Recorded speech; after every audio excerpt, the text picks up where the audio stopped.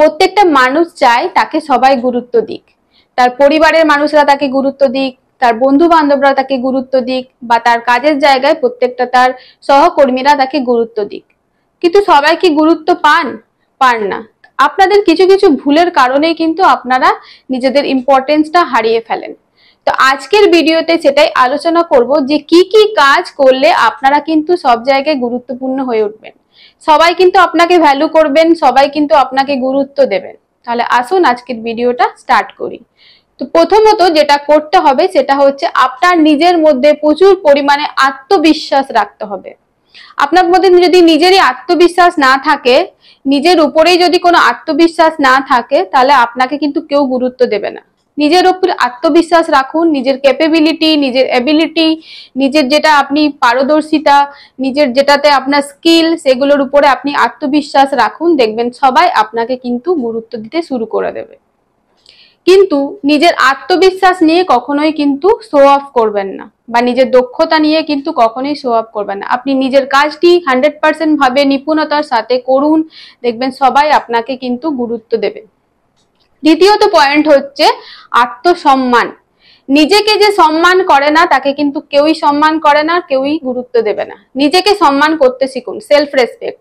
প্রত্যেকটা মানুষের মধ্যে সেলফ রেসপেক্ট থাকা কিন্তু খুব দরকার।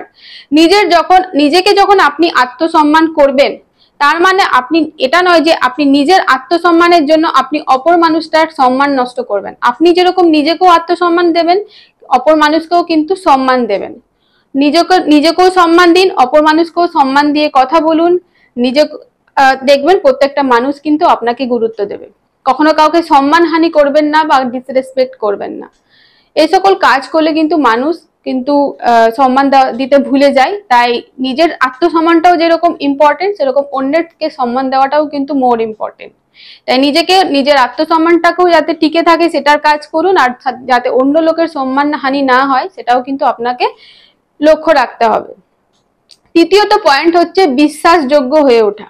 কারোর কিন্তু বিশ্বাস কোনোদিনও ভাঙবেন না। যদি আপনাকে কারোর কাছ থেকে ইম্পর্টেন্স পেতে হয়, তার বিশ্বাস কিন্তু আপনাকে আগে জয় করতে হবে।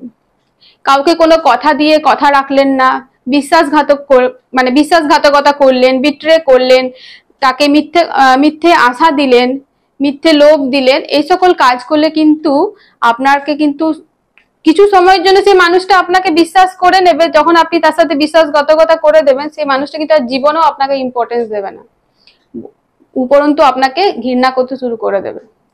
তাই বিশ্বাস যাতে আপনার টিকে থাকে, আপনি যাতে লোকের বিশ্বাস জয় করতে পারেন, সেই সমস্ত কাজ করুন। কখনো কারোর বিশ্বাসকে ঘাতক করবেন না।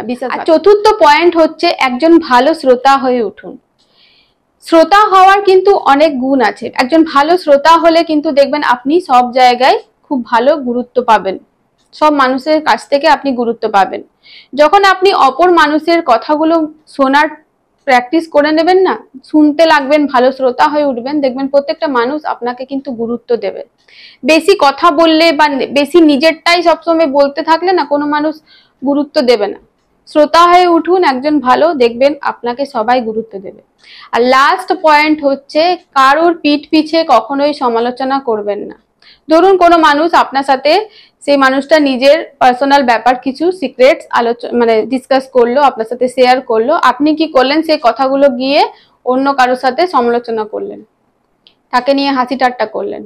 সেই মানুষটা কিন্তু পরবর্তীকালে যদি কোনো কারণে শুনতে পেয়ে যায়, তাহলে সেই মানুষটা কি আপনাকে আর নেক্সট টাইম বিশ্বাস করতে পারবে না।